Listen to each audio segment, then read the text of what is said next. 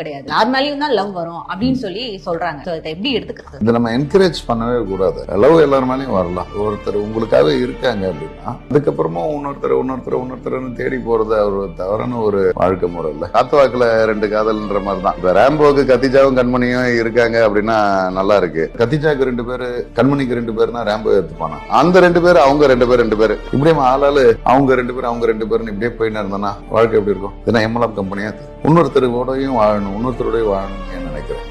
அவங்களும் அதே மாதிரி உனக்கு துரோகம் பண்ணாங்கன்னா ஏத்துக்க முடியல. ஒரு செகண்ட்ல ஸ்லிப் ஆயிடுவான் அவன் பேரை கெடுக்கிறதுக்கு. அப்ப பி லாயல் டு சம்வன். வருவாங்க, நம்மளை அப்ரோச் பண்ணுவாங்க, நம்மளை ப்ரொபோஸ் பண்ணுவாங்க.